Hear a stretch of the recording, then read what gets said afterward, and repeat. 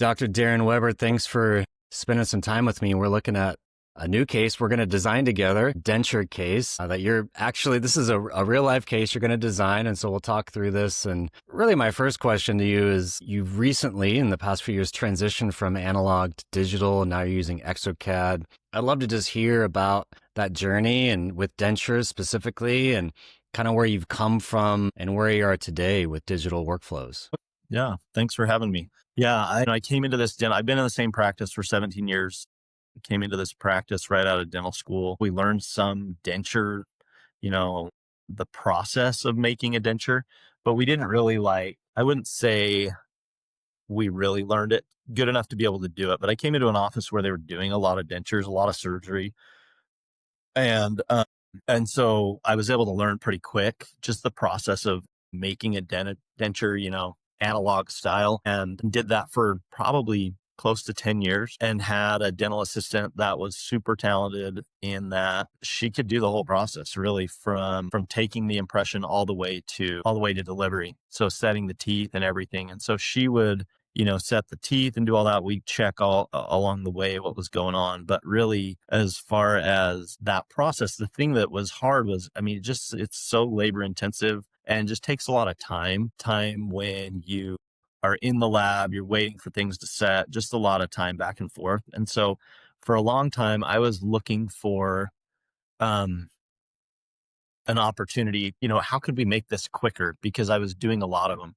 And so I started to learn a little bit about 3D printing. At the time, it was actually an implant course that I went to, and they were, Moonray was the company that was there, and they had some 3D printed dentures there. And so talking to them about the process, and it all seemed amazing. But as I looked at the denture, it looked to me like something you would get like at the dollar store, like for Halloween or something like that. It just was very plasticky looking and very fake. And so I wasn't super impressed, but I also was excited that was maybe in the works, right? That this was something that was going to happen. And so I just kind of held on for a while to see, where this was going to go. And it evolved over years, right? To get to where it is today. But it was probably 7-ish years ago when I first really started getting into 3D printing in my office, and still wasn't doing dentures for a long time, because I felt like, for a number of reasons, the process for me to send this off to a lab and was still just too much time. What the goal was to get to the point where I could do it myself, right? And do everything in the office so that I could turn things around really quick. This episode is brought to you by the Badger Screw Breakthrough, the ultimate prosthetic screw designed by engineers, breaking through all the screw noise. Optimized for direct to multi-unit abutment cases with a sleek 2mm diameter. Mill faster, build stronger, hide those screw channels. American made with best-in-class performance across multiple metrics. The Badger Screw prevents screw loosening and reduces fractures. Great prosthetic outcomes start with great engineering. Visit smartmouthtechnologies.com today. That's smartmouthtechnologies.com. Well, it's pretty amazing that you're able to talk and design at the same time. So you're designing this case in exocad. Yeah, that's how long you been. It's like riding a bike and doing a podcast at the same time. Yeah. Well, maybe just talk. You could just, transition and just talk to us through maybe what you're doing here to help you focus. Talk us through your design process in exocad. Okay. Yeah. Yeah. So one of the benefits of designing digitally is, this is huge right here. So this patient, for instance, she was just here yesterday. She came in with an upper denture that just does not fit. She's had it for close to, I think, 7-8 years, and it just has never fit in her mouth. Super loose. I don't know if she never went back for any relines. I don't remember the story, but we did dentures for her neighbor and her friend. And so she came in and said, hey, I want better looking teeth and something that'll stay in my mouth. So the benefit to digital is to be able to mix digital photography with the scans. So we do a combination of, the first thing we do is an intraoral scan, and then we'll take these pictures, and it really is just 2 pictures. You can see the first one I loaded is just a retracted image, and the second is just a smile image. But the secret to those, and the key, and this is something I learned at Mod Institute, is to have the patient not move between those 2 pictures. So you can see here, She did really good. There's very little blur in this picture at all. So she really did a good job of not moving, because it can be tricky for the patient to take those retractors out and stay very still during the picture. But it gives us a huge advantage over an analog denture, for instance, because we can see, so this is her old denture, and all we did was reline it with some light body PVS to get some stability in there. And then we're not using that old denture at all as far as making the new one. Like, some people will, I think, try to simply reline an old denture, scan that, and then copy that. But I'm of the opinion that an intraoral scan, and there's some, people may contradict this opinion, but of the quality of an intraoral scan and how that, with the tissue pressure that is applied when you do a physical impression. So where is that? You're losing that, right? If you do an intraoral scan, because the tissue is all just relaxed. And so getting the skills to be able to do the intraoral scan properly is important. But then digitally, you'll see at the end of this that I can add pressure where I need it, which is great. So you don't have to take the actual impression. So here, this all lined up really good. So we'll just move to the next step, but has this old denture. So we reline it, scan it, but we're only scanning it really to allow us to repeat the vertical dimension, because that's one question a lot of people have when they begin designing is like, so if you just, let's say somebody comes in and they're fully edentulous, right? They lost their dentures, or they broke, or they never had them, or whatever. How do you establish a BDO? And starting over. Yeah, because if you have nothing in there, what are you doing? How are you doing that? And that would probably be a different video, because it's a different process. We were talking about this earlier offline, that Wally Renee and Mike DeFee out at the Mod Institute have given all these. Yeah. They have so many free resources available to people, and one of them is a VDO gauge that is pretty awesome. It allows you to capture a VDO in an edentulous patient without having to go into like wax rims or a try-in even. You can establish a vertical with just a mush putty bite and this little contraption that they have designed and created. And it's pretty awesome to be able to, if a patient shows up at your office with no teeth dog ate my denture. Yeah. Then it really is nice to be able to establish that without having to go through those extra steps. Because again, that's why we're doing digital, right? We're doing digital so that we can cut back on all this extra stuff. And so you're using the patient's existing denture almost just like a custom tray. You've got it's almost like a wax try-in or something. Yeah. Right. Because, if the vertical's off, there's things you can do to adjust that as well. But if the vertical's okay where we want it, then it's easy just to use it. Yeah. Just like a custom tray, and then also kind of like a wax rim where we can try it in, make sure things look good. And if that's the vertical that we want to establish, then that's where we go from. So in her, I'm going to lengthen these teeth just a little bit. So I'm going to bring that down just a little bit from where her previous ones were. Are you scanning the impression with your iOS scanner? Scanning the denture with the wash impression? Sorry, I should have showed you that at the start. So what I brought into this design was 3 scans. So it was an upper edentulous scan, the lower scan that she has those anterior teeth. She doesn't really have any molars, I don't think, on the lower. And then, we scanned 360 the denture with the wash impression in it. And the only reason we do that is to line it up to create this. So then we scan this bite in her mouth. So with that wash denture and the lower teeth, we put that in, and that's the bite that we use to set up for the design.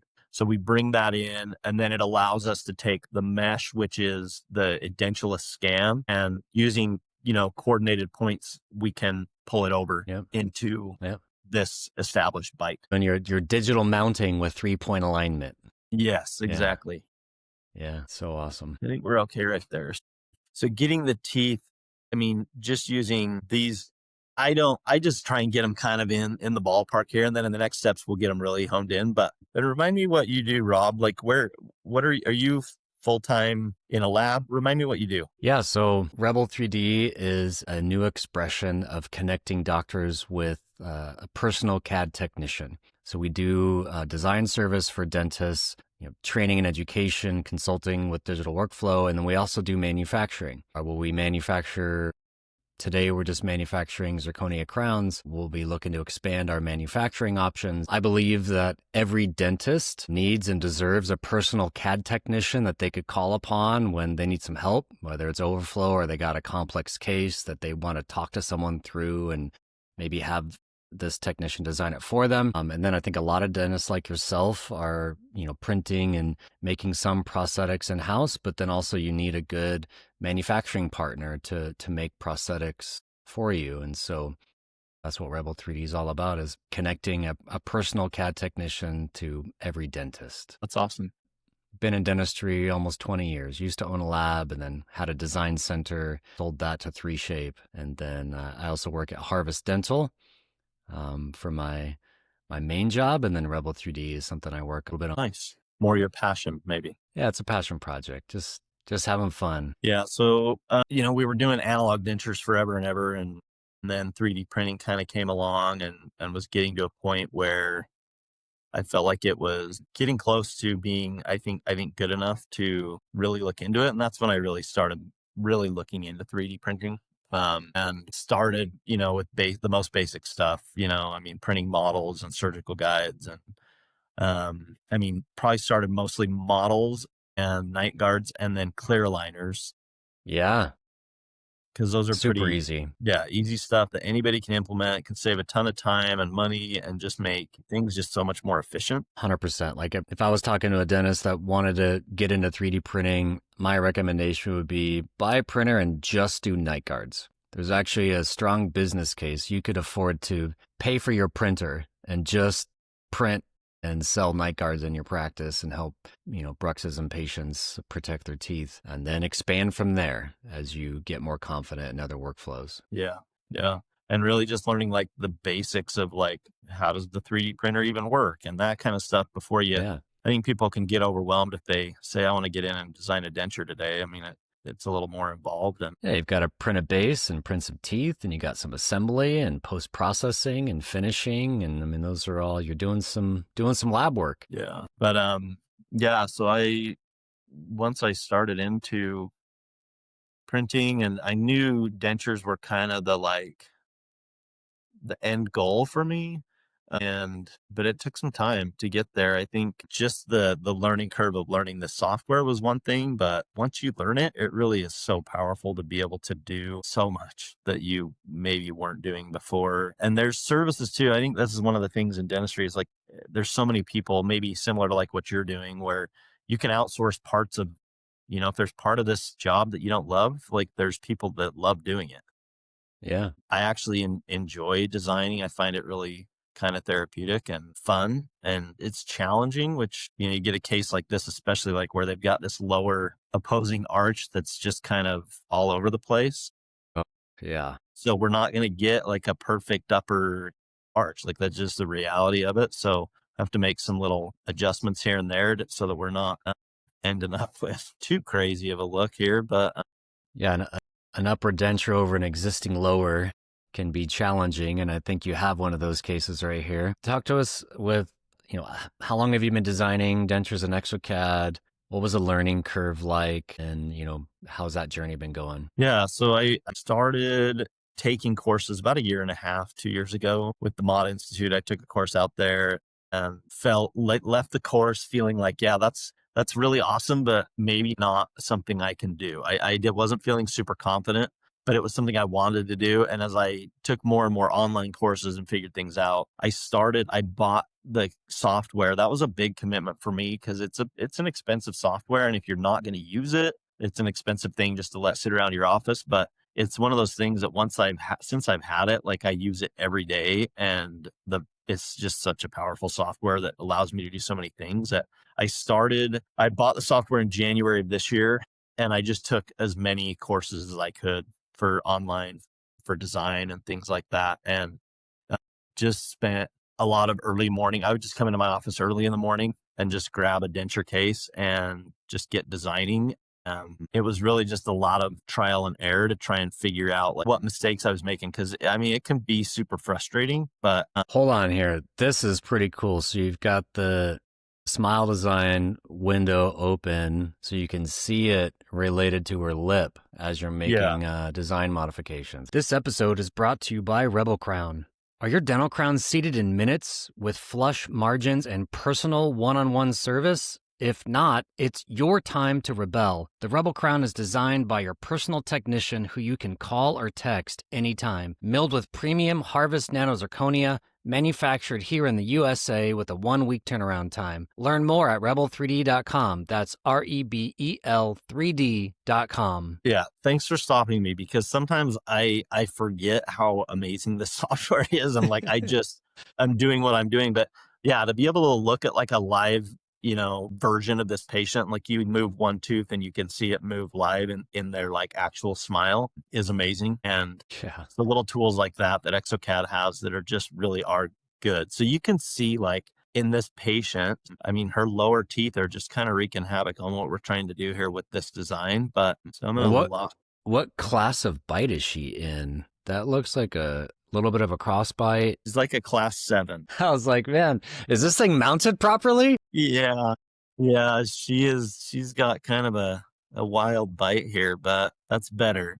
And her midline is off. Like, so that's where it becomes a choice of, how much do we fight lining that up as opposed to just, lining it up with her face or with her existing, these giant lower crowns she has. Oh, yeah. And I think these are all like, I think it's a bridge on like 2 implants or something.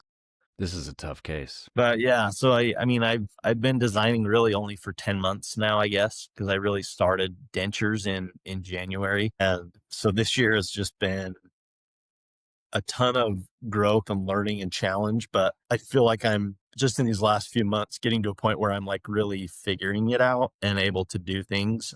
Still things will happen. Like in the software, I designed one the other day and like it was just doing the craziest thing. The teeth were all like, and so still there's things that I'm learning and figuring out, but I think it's just a matter of the ease of, I think you have to be able to be in the mindset of like, just scrap it and start over real quick. Cause like, I don't know what this has taken me with you sitting here talking 20 minutes or whatever to get this point. But, I'm at a point where I'm like, if it's just not looking good, let's just start over real quick rather than bang our heads on the wall for an hour here trying to figure out why, something's not. So her teeth here are going to be sacrificed a little bit because of that crazy opposing, but then we can get her something looking good from the front here. Yeah. So really the process has been, learning the design and finding a mentor and somebody that I can reach out to and say, hey, I don't know what's going on with exocad. It's doing something weird, and having somebody that can jump on with me real quick has been helpful.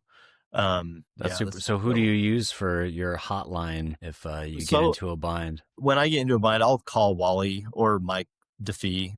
Wally Renee and Mike DeFee are the ones that run the Mod Institute back in South Carolina. And they are just, I would recommend anybody, if you have any interest in 3D printing, in design. I mean, they have a Dr. Alan Quiroz who does their photography stuff, has like an amazing photography course. They're really it's super refreshing to have people that literally are world class at what they do, and are so approachable.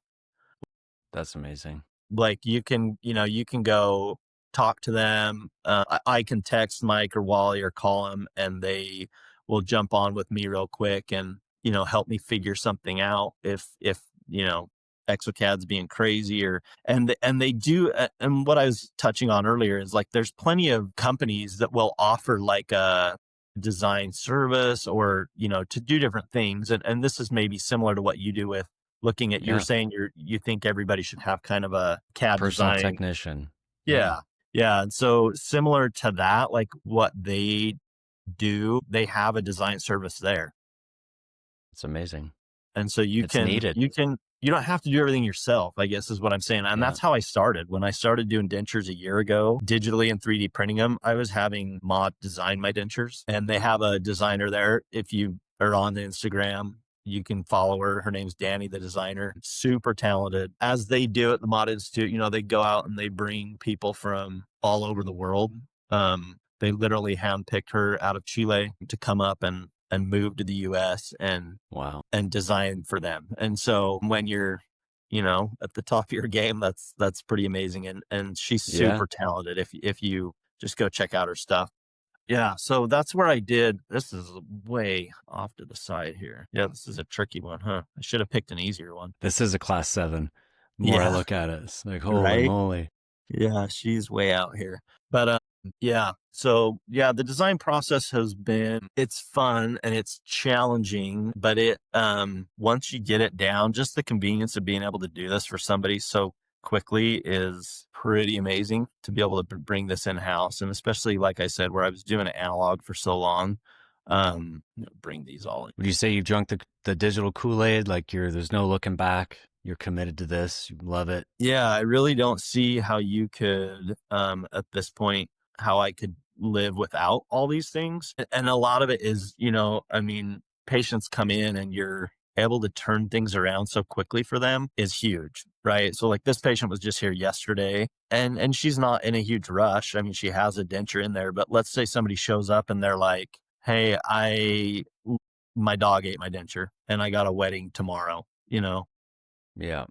with an analog process, like forget about it. It just wouldn't even be doable to Never get a happening. denture done, right? Like in a day or whatever. So that's the thing that, I mean, you literally can do a same day denture with the digital workflow, which is pretty crazy thinking, where we've come from anyways with analog. So yeah, no wonder she had problems with her previous denture.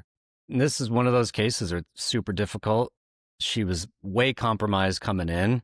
You're going to give her a big improvement, but it's you have limitations with how far Well, you can go in this this I case. think, yeah, and this I think is important, like to note too, and to see like for a patient like this to say, I mean, if you could see the radiographs of these lower teeth, they're not in great shape, and these implants are compromised, and so I think it's important with these types of patients too to have that conversation and say, you know what, like we're designing this upper denture based off of this lower that is not in great shape. So the Well, it's out of reality is, place. It's yeah, out of I mean, place.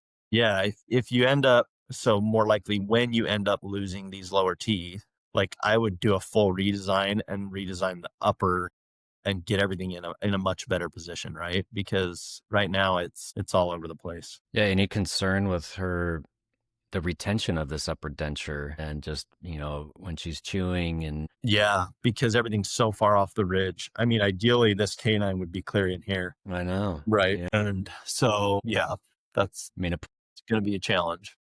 you'd have to talk her into a crossbite to line those up properly on the ridge. So I'm just going to go through and like it leaves these big root eminences here, which aren't really a problem until you start putting the gingiva on, and then they can kind of create some funky looking contours in the gingiva. So I'm just going to go and smooth these kind of sharp edges back here. Yeah. And this is so another benefit of a 3D printed denture is, let's say we get into a design this far and we're like, oh, this is not looking great, the just with how far off the ridge everything is, unless we put it in her mouth and she wears it and it just isn't doing what we want it to do, if it's just not staying put, whatever. A redesign is so much easier, and at that point you could have the conversation with the patient and say, you know what, we can get this functioning better. It's not going to look as nice, and Yeah, this is what this would look like, right? Like maybe we do put you in a crossbite and showing the patient what that looks like, and how much easier it is to just design and reprint a new denture, rather than going through a whole setup of, totally.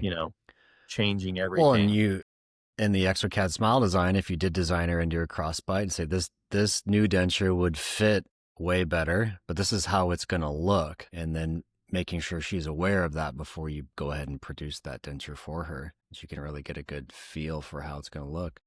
Yeah. So this part here is just adapting these teeth to the scan. So this is her intraoral scan, adapting it so that those teeth won't poke through, right? So once it gives us enough to put the gingiva under there, which is going to be the next step here. But that's one of the things with 3D printing is the cost of a redo or a remake is also so much lower that it's not as stressful in that regard for me either, to be like, yeah, this is kind of a crazy setup. I mean, look at that. It's like 6 inches too far to one way, but to Well, and correct because that, yeah, go ahead. because you're in a digital workflow, my guess is when you deliver this denture, you could be like, hey, here's what we got. I need to talk you through. You might have some complications. And then, you're just setting expectations on delivery of here's the best we can do with a decent aesthetic outcome. You might have some limitations in function, but then instead of talking the patient into loving this prosthetic, you can give them options saying, if you want it redesigned, we can do that. And now you're giving the patient options. Yeah. Yeah. And I think just like everything with patient communication, just educating the patient, and some education up front is much more helpful than education after the matter. Yep. And that's a little easier done when they come in with an existing denture, to just show them like, this is what you're coming in with, and look where the bite is. And yeah. So yeah, that's a wild looking denture here. So this is a fun part that's kind of, I enjoy doing, is just festooning and contouring the gum tissue, just because so much of a denture is, nobody wants to have a denture, but can we make them a denture that's going to look nice and not look, like a dollar store denture?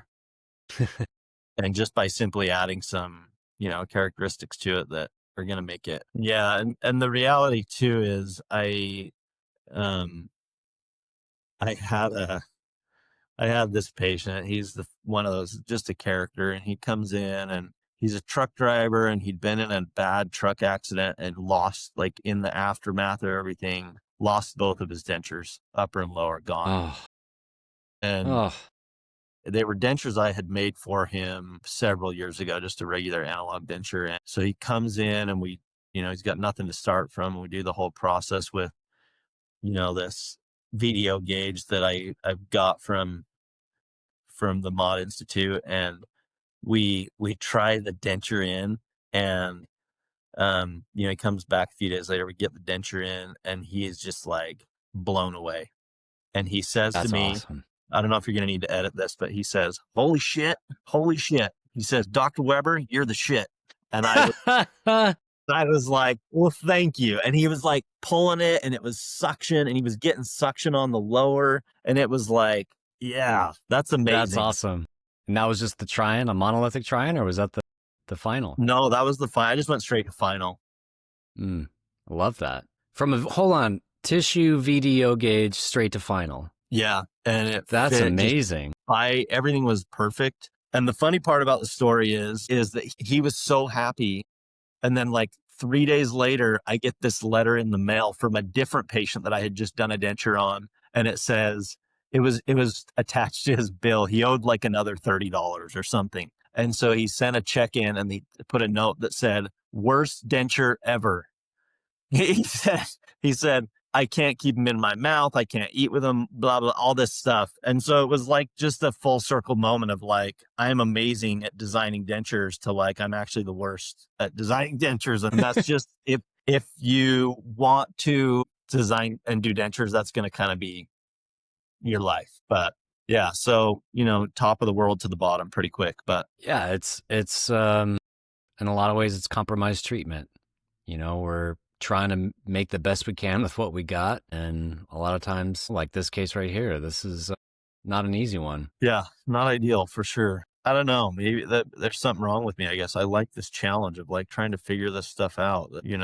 Taking somebody this is a tricky one, but figure it out, because it kind of is what it is, right? With a patient like this, like, what else are they going to do? Right. Like, and I think approaching it that way and getting a good relationship with the patient to where they realize, you're doing the best you can, you're going to get. And one thing that my patients always like worry about is like, well, what if this doesn't work? And I think I don't know if it's because I enjoy this process, but I've redesigned things, and I don't charge, maybe I should, but I don't charge like to redesign stuff. If something's off, if they don't love this or that, like, then let's just get it right. Like, I think there's enough in the world of people going into a business and having something not work out, and the business is kind of like, well, you're on your own. But yeah, taking care of people and having that flexibility to redesign something.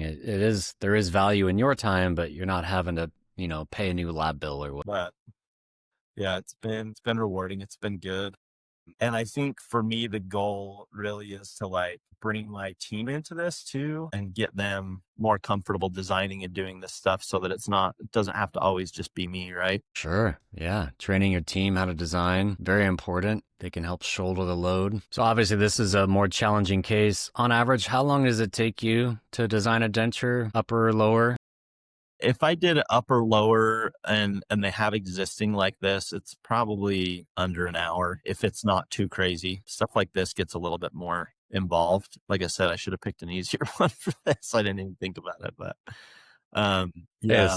this is real world dentistry right here. And it's something that like I have buddies that, I'll talk to them about this and they're like, "Well, why don't you like that seems like a lot of time you're spending doing, whatever." And it can be, but if it's something that you enjoy doing, then it's not like this task, this chore, right? Like it really for me is like therapeutic to just like sit and design and and I can do this, Yeah. you have a patient not show up or you have an hour of time at work that what else are you going to be doing, right? Like if things during the day get slow or if you have an urgent one that you got to get in design, you come in an hour early and design it in the morning and print it and that's another thing that has changed so much is like the speed of the printers like is just crazy now to get these types of things done so quickly. I have two printers, so I'll print the gingiva on one and the teeth on the other, have a denture printed in, around an hour usually. Um, and then 45 minutes maybe. And then we're, That's amazing. finishing and yeah, it's That's really smart too. Getting into printing, yes, you can get one printer, but if you have two, you can have your base resin in one and your tooth resin in another, and then you're printing the denture in parallel. So it's dramatically speeds up that workflow time. yeah, yeah, And you said something earlier I think is important for doctors to hear is that, the ones that I know that are designing, they do it because they enjoy it. Like you said, it's therapeutic. But if a doctor wants to get into digital, I think you just need to know enough about good record taking and what happens in the digital workflow. And then you don't really have to design. Maybe you learn how to design so you can respect, what the technician needs to do with those scans. But then you could use a remote designer if you want. yeah, 100%. And there's a number of companies out there that do a really good job. It's just finding somebody that's a good fit for you. Yeah. But records is probably, I mean, that can be the biggest hurdle for getting good results back is like, Oh, it's huge. yeah, a good scan, I mean, is a deal breaker if it's not a good scan. And then pictures, like good pictures, being able to take good pictures is also huge. Something that it doesn't so I have like a full photo studio here at my office, but you really don't need that. Like you don't have to have like the full thing, right? Like you can literally have a camera, a couple lights that are mobile and move them around your office. It's pretty easy with how good cameras have gotten to get good records, but Yeah, 2D photography is super important. Yeah, there's face scanning and there's kind of mixed opinions on face scanning, but I've heard over and over again that a really good two-dimensional photo where the patient's just, upright, looking straight on, and you got, some decent, a decent lens, decent lighting can do really, really good. yeah, and like, these 3D face scanners, the mod jaw and stuff, all these things are amazing, but like not really necessary for everybody to have. And Yeah. so I have a 3D face scanner I will use sometimes, but it is um I think it was like $1,500 and it does a great job. I've seen, like the mod jaw one is amazing, and the prices are always coming down on those things, but I don't do enough full mouth stuff to really justify having like a, 50,000 or I don't even know what it is now, scanner to be able to do that stuff. So What kind of face scanner do you have? it's called a Miraco. So it's just a 3D scanner that is not dental specific. Um, but it does a really good job. I think it was like $1,200. Nice. Yeah, it does the trick for when I'm worried about, the quality of the pictures mixed with the scan. If I'm worried about the lab being able to really see what I'm wanting them to see, then I'll send them that as well. And I think with any lab, I mean, they're never going to be mad if you send too much information. But So you're doing your festooning right here. yeah, Characterization. You did some cutaways, and then now you're adding some material here. yeah, just adding a little gingival cuff around here, which looks nice, but also helps a little bit with just adding a little bit of material around these teeth for a little bit added like retention too. Because remember, we're going to be printing. I always try and print my denture split file. So it's recommended if you're doing an immediate denture to print it monolithic, which means just printing it all in one piece, right? So you're just printing, typically in like a tooth resin, like a white material, and then you're characterizing the gingiva and the teeth and stuff to make it look nicer. But it just looks so much better to me and I just did one yesterday. We had an implant surgery yesterday, and I was able to print her temporary denture split file. So we were able to print like the gums separate from the teeth, and it just looks so much nicer to me. So I would try and do them split file. But that being said, this little bit of adding that around there is helpful, just to give a little bit more attention, because these teeth, especially in a case like this where like these teeth back here are getting pretty thin. You can see like through the material right here. I'm gonna have to add a little bit of material right there, but it's getting pretty thin back there. And now I'm just going in, just kind of like you would in the lab, like with a flame, right? Just to kind of go over that wax and just kind of take some of the edge off of all that characterization that you've just done, so it's not quite so gnarly. And how helpful was it transitioning to digital with having some experience with the analog processes? Or do you think digital was easier to learn because you had some analog experience? Yeah, I think so. I think just having done it with my hands first and knowing, not only does it make it easier, but it makes me much more grateful for the technology, because I see just how easy it is to go back and fix things and to change things.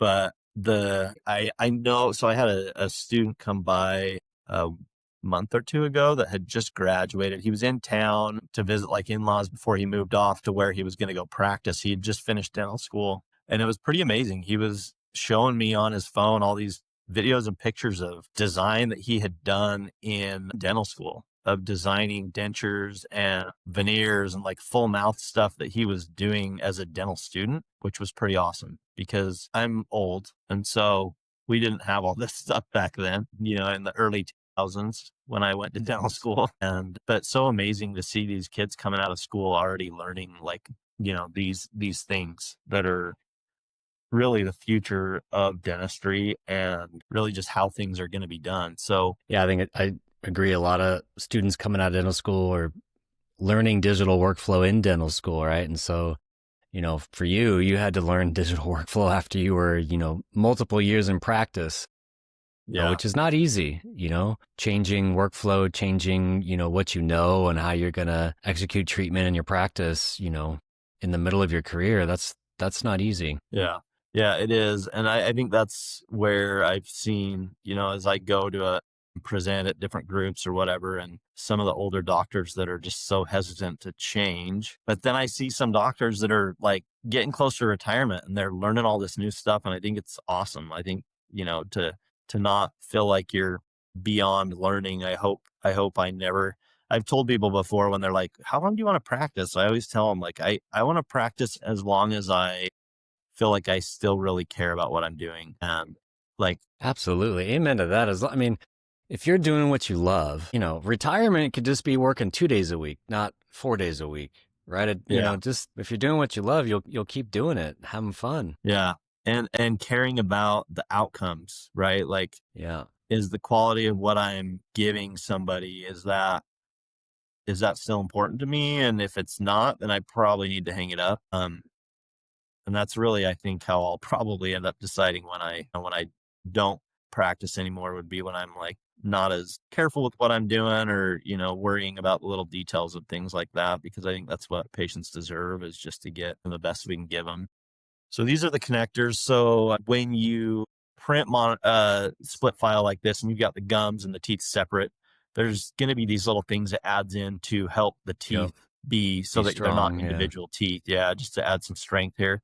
And sometimes it puts them a little bit facial. So I kind of will move them back a little bit so they're not messing with the cosmetics there. And then we can adjust later too if we need to, but that looks pretty good. But yeah, I think I mean, day to day in practice, like if this patient needed this denture tomorrow, it's doable to get um, this stuff done and to them.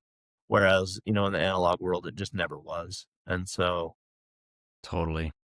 yeah, it's been fun. And I think, yeah, go ahead. Digital can be so much faster if you need it to be. Obviously, you got timelines with everything, but it's way easier to rush a digital case than it is an analog case. Yeah. And patients have really appreciated, so from here, we'll take it, and right now it's just breaking this into two pieces. Basically, it's creating the pockets for where the teeth will fit into the gingiva. And once that's done, this is kind of the longest part of it here. Once that's done, then it'll create the split files and we can take those and print them. And then another fun part for me is the artistic side of bringing that to life through characterization, through custom stain and glaze, and just making these teeth look. I love when I put a denture in their mouth and it just looks like their teeth.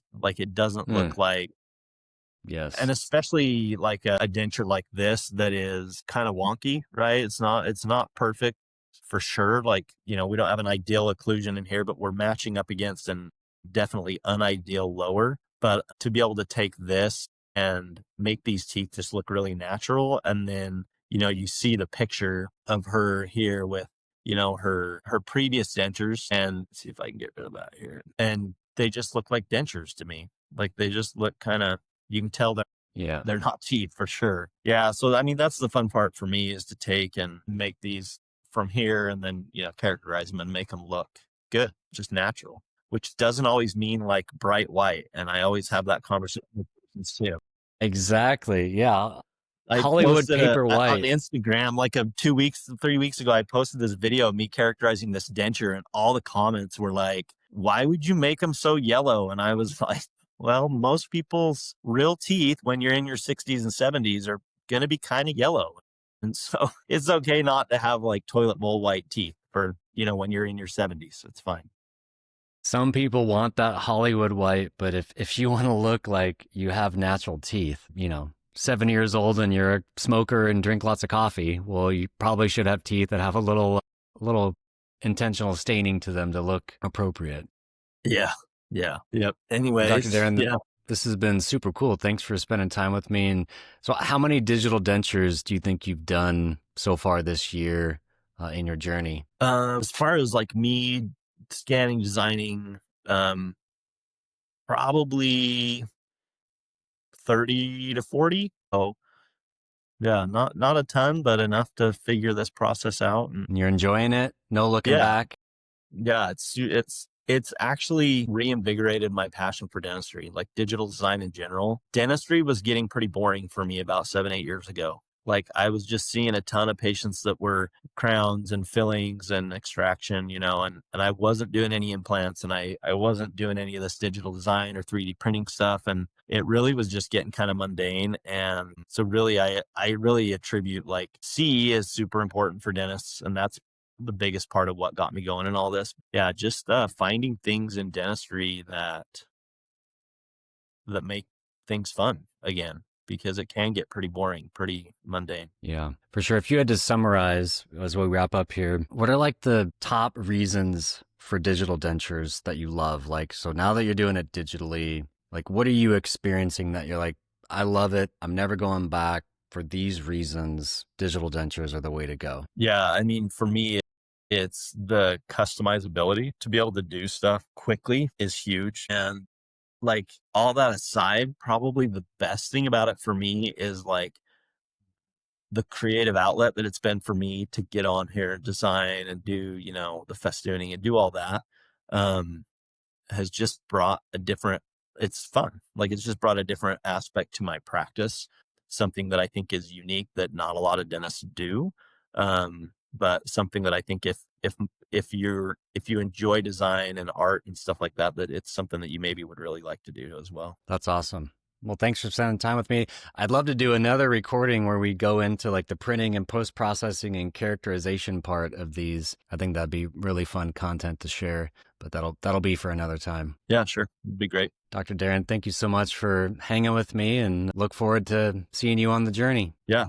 Okay. Thanks, Rob. Appreciate it. Awesome.